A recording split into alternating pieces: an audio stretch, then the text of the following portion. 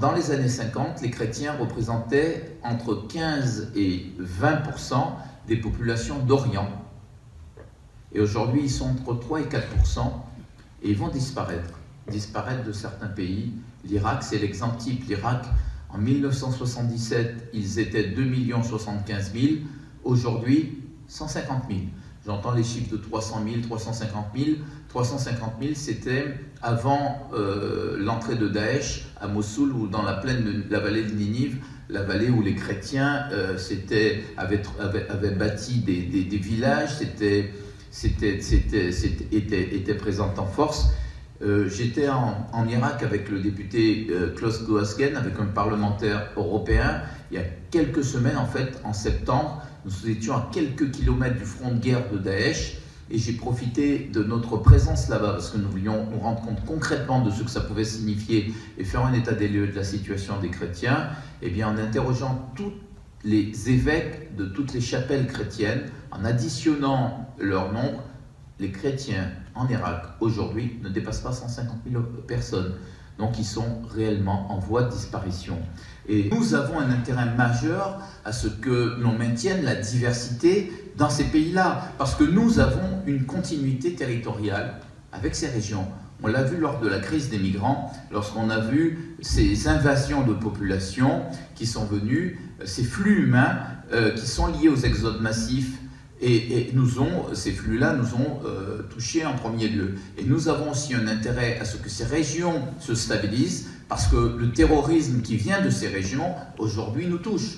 On a aussi compris que nous ne pouvions pas être à l'écart de grandes évolutions et surtout des événements qui se passent dans ces pays. Et les chrétiens aujourd'hui en Irak sont réfugiés dans un certain nombre de territoires, dont le territoire kurde.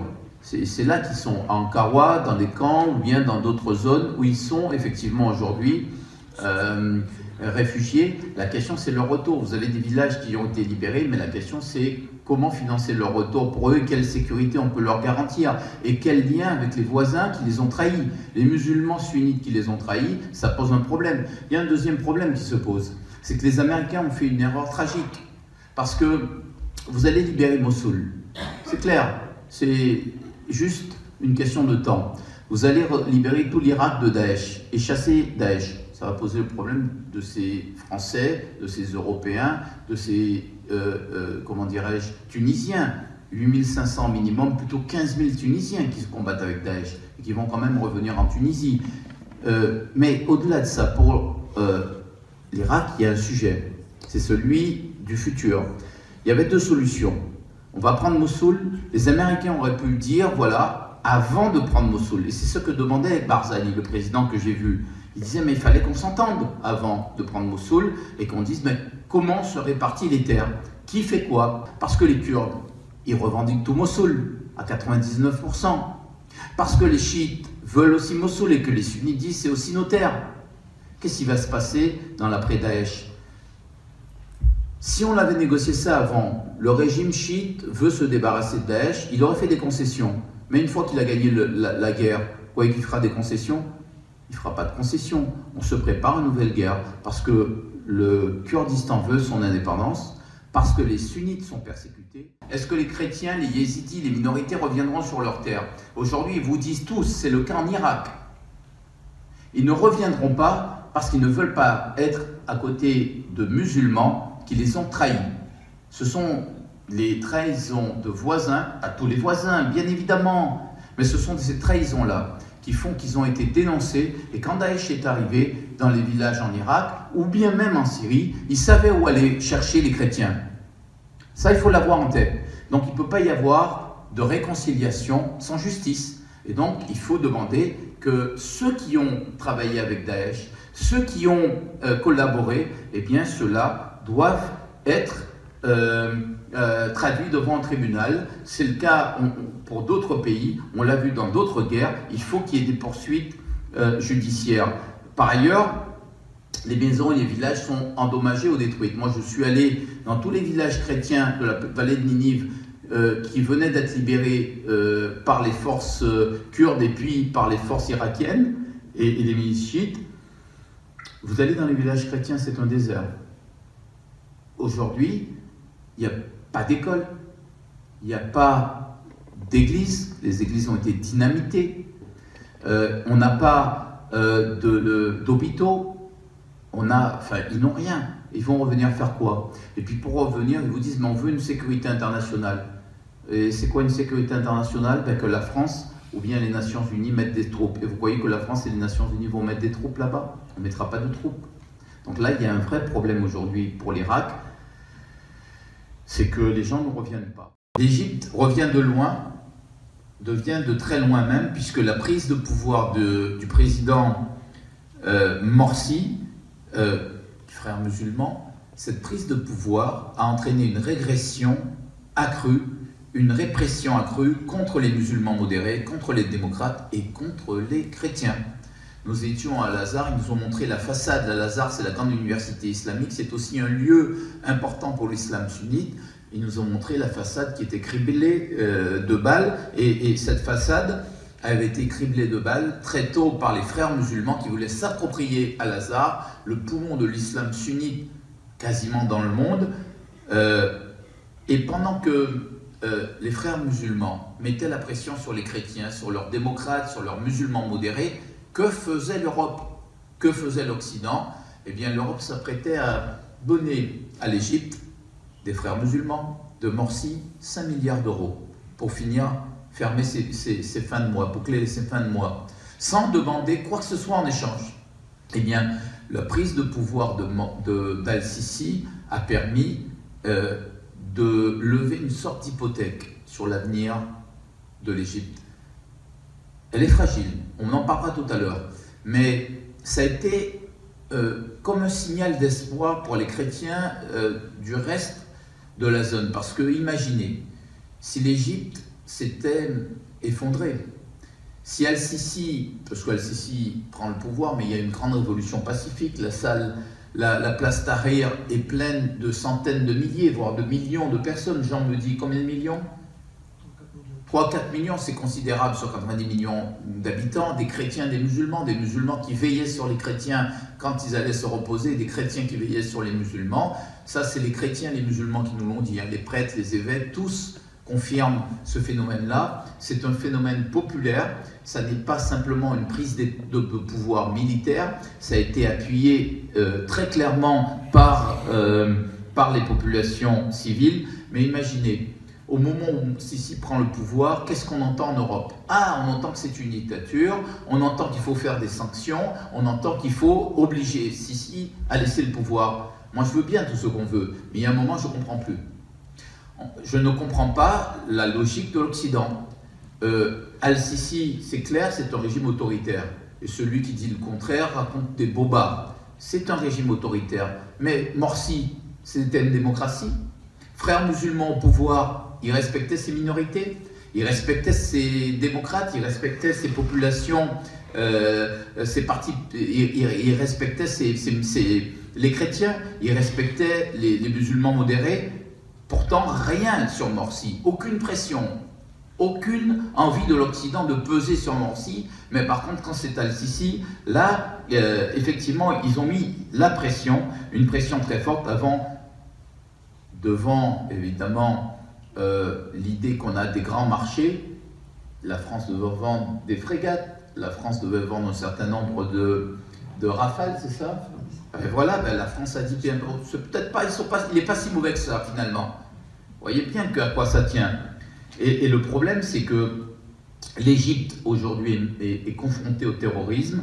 Elle est à la fois menacée sur sa frontière est, et en particulier dans le Sinaï, et sur sa frontière ouest, en raison de l'instabilité de la Libye qui était gangrénée par les groupes armés. Mais l'Égypte est un verrou stratégique essentiel.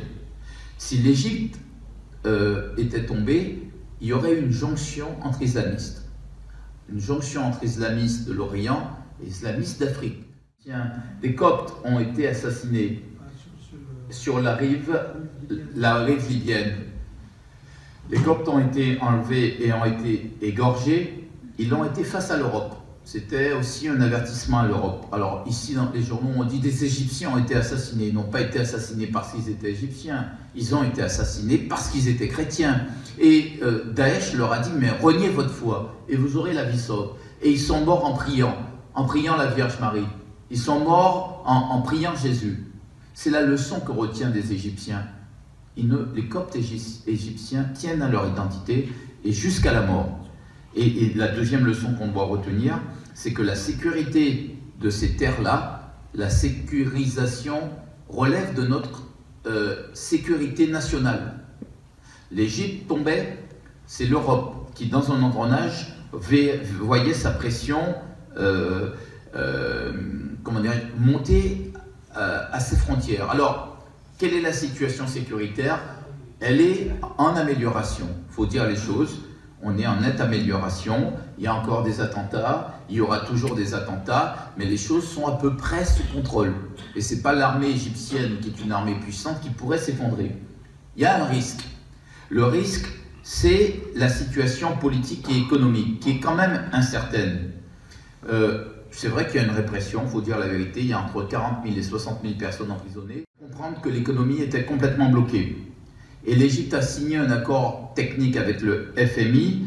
Le FMI s'est engagé sur une mobilisation de 32 milliards d'euros avec un appui fort pour reprendre l'économie en main. Mais la condition, c'était effectivement la dévaluation, le réajustement de la livre égyptienne, des réformes structurelles lourdes et notamment des réformes sur les subventions aux produits de base et aux carburants.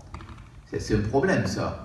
Quand vous subventionnez le pain, quand vous subventionnez l'essence, et que de seul coup, les prix de matière en période de crise, je rappelle qu'il y a une crise terrible, que les gens ne travaillent plus, et que de seul coup les prix augmentent, multipliés par 2, 3, 4, 5, comprenez qu'il y a quand même un problème qui va forcément affecter la stabilité de l'Égypte. L'Égypte tente de modérer l'augmentation des prix, l'inflation risque de tendre un climat social qui est déjà compliqué et pourrait entraîner des émeutes de la faim.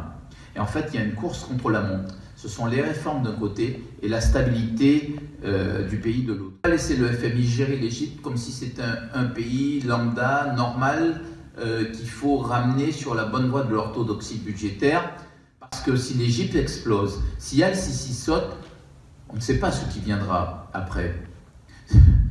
Il y a les frères musulmans, il y a peut-être aussi des salafistes, parce que les salafistes ne sont pas interdits, leur mouvement n'est pas interdit en Égypte. Et donc la stabilité de l'Égypte relève de nos intérêts vitaux, parce que si l'Égypte saute, on va déstabiliser toute la zone et les États d'Afrique. Les États d'Afrique vont s'écrouler comme un château de cartes. Souvenez-vous du Mali qui a failli tomber. Et on risque de voir déferler en Europe des vagues de migrants qui vont facilement traverser la Méditerranée et nous aurons des phénomènes de terrorisme accrus. Voilà pour la situation. Tout à l'heure, il y a une situation compliquée, mais l'élection de Michel Aoun est un vrai signal, un vrai plus pour les Libanais, mais c'est aussi un plus pour les pays arabes et les masses musulmanes. Parce que voilà, donc un Orient, on vous explique, les musulmans expliquent à longueur de journée qu'un chrétien ne peut pas diriger un musulman. Un chrétien qui en plus général, hein, il a la double peine, Michel Aoun, président du Liban. Le message que donne Michel Aoun, eh bien, est un message extrêmement important. Il y a quand même un problème, tout n'est pas rose. Il y a d'abord le fait que la moitié de la population qui habite le Liban aujourd'hui est étrangère. Vous avez bien entendu, 50% des gens qui résident au Liban sont des étrangers. Il y a bien sûr les 400 000 Palestiniens qui posent un problème à la souveraineté du Liban, parce que dans leur camp, ils sont les seuls maîtres à bord. Ils sont armés, ils ont leur police, ils ont leur armée, ils ont leurs institutions. Le Liban n'est pas maître sur son propre sol. Et ils sont en train de se radicaliser. Il y a un certain nombre de camps palestiniens, on ne peut même plus appeler ça de camps, des camps, c'est beaucoup plus large qu'un camp, mais il y a un certain nombre de territoires tenus par les Palestiniens où on sait qu'aujourd'hui, il y a une radicalisation. Il y a des mouvements djihadistes qui travaillent les populations. Et puis il y a aussi, à côté de ces 400 000 Palestiniens, entre 1 500 000 et 1 600 000 réfugiés syriens qui pose de multiples problèmes à l'État libanais, sur son futur visage, sur sa souveraineté, sur sa stabilité, sur son économie. Il faut dire les choses. Je raconte juste pour le Liban une anecdote. Quand nous étions au Liban, parce que nous sommes allés aussi en Irak, Syrie, Liban, mais ça c'était en avril, nous étions une trentaine de membres dans la délégation que je conduisais, de la Decredo, avec des parlementaires européens, français, députés, sénateurs, des parlementaires étrangers, hongrois, etc. Nous avons vu une manifestation d'un père d'un soldat et de parents de soldats qui avaient été enlevés à Herzl. Qu'est-ce que c'est qu'Herzl?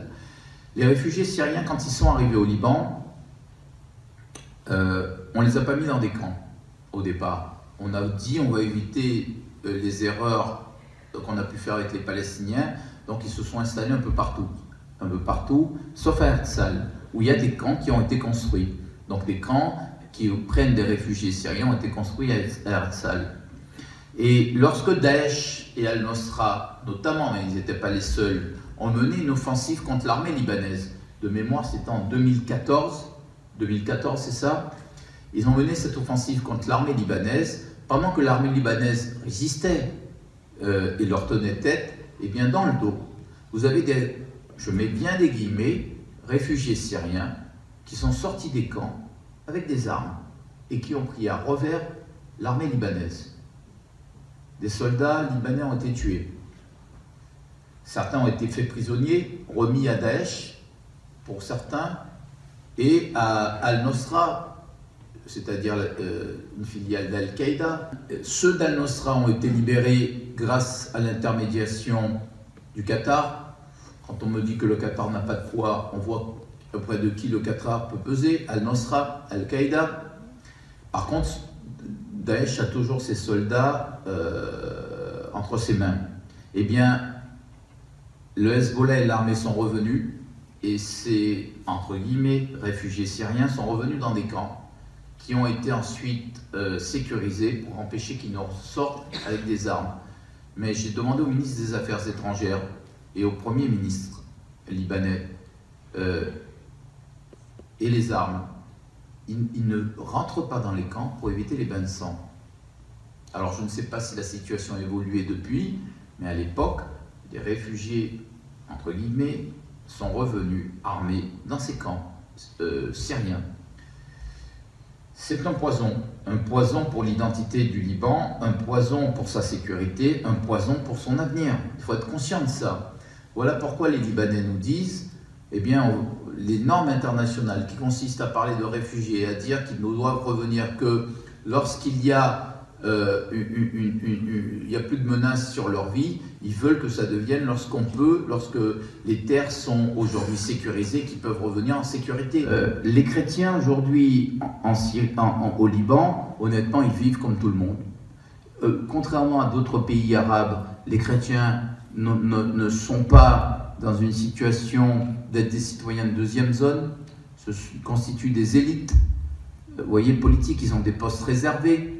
Je vous ai dit, le président de la République est maronite, le chef des armées, c'est pas rien. Vous imaginez le chef des armées, c'est-à-dire le type qui tient militairement le pays, ça peut être qu'un chrétien. C'est important ça. Et ainsi de suite. Donc il y a une répartition de pouvoir en cascade qui fait que les chrétiens aujourd'hui n'ont pas de problème en apparence, mais pourraient l'avoir parce qu'ils sont devenus une minorité. Nous étions nous-mêmes en Syrie, nous sommes allés à Maloula, le village mythique, nous sommes allés à Damas, il y a des zones où effectivement les Syriens pourraient revenir chez eux. Est-ce que vous imaginez qu'en Syrie, il n'y a plus de médecins? La moitié des médecins est partie. Le nonce apostolique, c'est-à-dire le représentant du pape en Syrie, il est italien, d'origine italienne, il n'est pas suspecté d'être pro qui que ce soit. Qu'est-ce qu'il nous dit? Mais c'est le même message que nous a tenu tous les évêques que nous avons vus, mais tous les patriarches.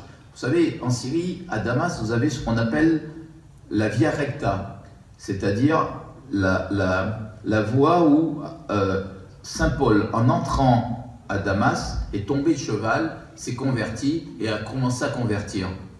La Via Recta, de part et d'autre, eh bien, vous avez tous les patriarcats, vous avez tous les patriarches, une grande partie des patriarches de différents rites. On les a vus, on les a tous vus. Et vous savez ce qu'ils nous ont dit? Vous faites venir des populations que vous n'allez jamais assimiler. Vous n'allez pas les assimiler. Ils viennent en nombre, ils ont une identité, ils ont une culture, c'est pas la vôtre.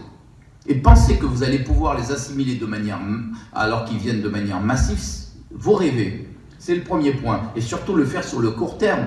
On peut bien sûr intégrer des populations quand ils arrivent, quand on leur donne un travail, on arrive à les à scolariser. Mais quand ce sont des mouvements qui touchent des millions et des millions de personnes, vous n'y arriverez pas. Maloula a été libéré en avril 2014. Et depuis 2 ans, quand nous étions, la moitié des habitants n'étaient pas revenus. Pourquoi? Parce qu'on avait considéré qu'on ne devait pas aider les populations syriennes à l'intérieur de la Syrie. Pour aider un réfugié syrien, il fallait qu'il soit justement réfugié, c'est-à-dire à l'extérieur de la Syrie. Mais un déplacé ou quelqu'un qui revient dans son village, on ne lui donne pas d'argent pour vivre, on ne lui donne pas d'argent pour reconstruire, rien. C'est pour ça que nous avons demandé la création de fonds d'aide pour les minorités et les chrétiens d'Orient. C'est pour ça que le Quai d'Orsay l'a créé, puisque Fabius s'est engagé à ma demande devant les parlementaires. Je lui ai posé la question avant la conférence internationale qu'il devait faire à Paris. Il s'est engagé à le faire. Je le dis, il a tenu parole sur cette question-là. Il a créé un fonds, mais nous avions demandé un fonds européen. Il a fait un fonds français. Il faut un vrai fonds européen ou mondial pour mettre le paquet pour reconstruire une sorte de plan Marshall. La proposition, on a parlé tout à l'heure des déplacés et des réfugiés, il faut tout faire pour les laisser là-bas. Donc comment faire pour les laisser là-bas? C'est les aider à reconstruire, à revenir dans leur village. Tout est lié, sinon on les aura en migrants. Ça, c'est le côté Daesh et le côté court terme. Maintenant, moi, je veux parler d'une discrimination sur le long terme. Pourquoi depuis 1950, les chrétiens disparaissent de ces zones-là? Pourquoi? Il y a une raison. Il y en a plusieurs, mais il y a une raison que je veux évoquer. Ce sont les discriminations qui touchent les chrétiens dans ces régions du monde. Parce qu'on parle de discrimination en Occident, moi je suis désolé, les chrétiens sont là depuis 2000 ans. Ils ont accueilli les musulmans et ils les ont même protégés. Et d'ailleurs, si l'islam s'est développé, c'est bien parce que les chrétiens, dans les premiers temps, les ont soutenus, les ont protégés.